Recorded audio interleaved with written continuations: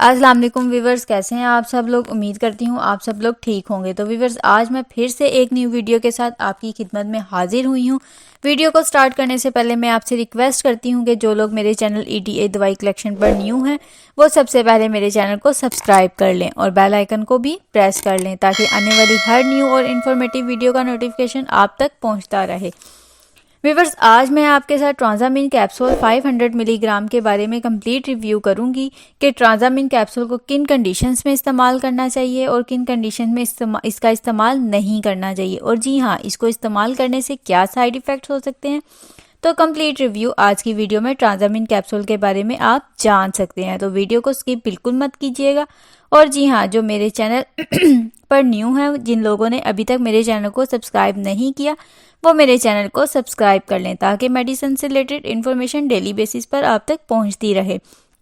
Viewers, बात करते हैं कि ट्रांजामिन कैप्सूल जो है इसकी फॉर्मुलेशन क्या है। तो व्यूवर्स, इसमें पाया जाता है ट्रांजामिक एसिड 500 मिलीग्राम। ट्रांजामिक एसिड एक एंटी प्लाज्मेमिक एजेंट है, यानी कि ये ब्लीडिंग के फ्लो को रोकने के लिए इस्तेमाल किया जाता है। ये ब्लड लॉस को प्रिवेंट करता है। व्यूवर्स, ये 500 मिलीग्राम, 250 मिलीग्राम और इंजेक्शन फॉर्म में अवेलेबल होता है। व्यूवर्स, अगर हम इसके यूजेस की बात करें कि हम ट्रांजामिन कैप्सूल को किन कंडीशंस में यूज कर सकते हैं, तो इसको हम मिनोरेगिया यानी ब्लीडिंग ड्यूरिंग पीरियड्स के दौरान बहुत ज़्यादा एक्सेसिव ब्लीडिंग हो रही है, ब्लड लॉस हो रहा है, बहुत ज़्यादा हैवी ब्लीडिंग हो रही है, उसमें इसको इस्तेमाल किया जाता है।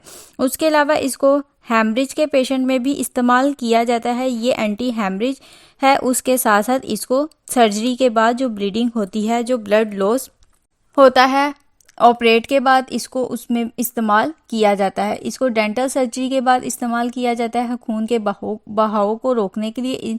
इसको नाक या कान से खून जब आ रहा होता है तो इसको तब भी इस्तेमाल किया जाता है। नाक और कान से खून को रोकने के लिए बहुत ज़्यादा लोग इसका सही इस्तेमाल नहीं जानते हैं। इसको किन कंडीशंस में इस्तेमाल किया जाता है, ये बेसिकली ब्लीडिंग इश्यूज में ही इसको यूज़ किया जाता है, ब्लीडिंग प्रॉब्लम में, और सम टाइम ब्लीडिंग किसी और रीज़न से हो रही होती है, उसकी कोई भी वजह होती है जिसमें ट्रांजामिन कैप्सूल को इस्तेमाल नहीं होता, तब भी लोग इसको इस्तेमाल कर रहे होते हैं। तो तब आपने इसको क्या करना है, हमेशा आपने डॉक्टर से रेकमेंड करके इस्तेमाल करना है, क्योंकि ब्लीडिंग जो है उसका कोई और रीज़न भी हो सकता है। तो आपने इसको डॉक्टर से रेकमेंड करके ही इस्तेमाल करना है। व्यूवर्स, अगर हम इसकी बात करें कि इसको कैसे इस्तेमाल करना है, तो व्यूवर्स, अगर आप इसको हैवी ब्लीडिंग के लिए इस्तेमाल कर रहे हैं ड्यूरिंग पीरियड्स, यानी पीरियड्स की ब्लीडिंग के लिए, तो इसका एक कैप्सूल दिन में 3 मरतबा इस्तेमाल करेंगे। 5 दिन में 3 मरतबा 5 दिन तक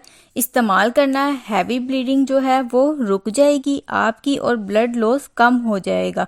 बाकी तमाम कंडीशंस में आपने इसको अपने डॉक्टर से रेकमेंड करके इस्तेमाल करना है। व्यूवर्स, अगर हम इसके साइड इफ़ेक्ट्स की बात करें तो इससे नोजिया यानी मतली होना, वॉमिटिंग यानी उल्टी होना और हेडेक वगैरह हो सकता है। व्यूवर्स, इसके अलावा इसके कॉन्ट्रा इंडिकेशंस ये हैं कि इसको लीवर के पेशेंट इस्तेमाल ना करें, इसको हार्ट के पेशेंट भी इस्तेमाल ना करें, और इसके अलावा प्रेग्नेंट फीमेल और ब्रेस्ट फीडिंग फीमेल भी इसको इस्तेमाल नहीं कर सकती हैं। व्यूवर्स, ये थे तमाम इन्फॉर्मेशन ट्रांजामिन कैप्सूल के बारे में। अगर आपको मेरी ये इन्फॉर्मेशन पसंद आई तो मेरी वीडियो को लाइक करें, शेयर करें और कमेंट ज़रूर करके बताएं कि आपको मेरी वीडियो कैसी लगी। और अगर आपने अभी तक मेरे चैनल को सब्सक्राइब नहीं किया है तो जल्दी से मेरे चैनल को सब्सक्राइब कर लें और बेल आइकन को ज़रूर प्रेस कर लें ताकि आप तक मेरी आने वाली हर न्यू इन्फॉर्मेटिव वीडियो का नोटिफिकेशन आप तक पहुँच सके। नेक्स्ट वीडियो तक के लिए मुझे इजाज़त दीजिए। अल्लाह हाफिज़।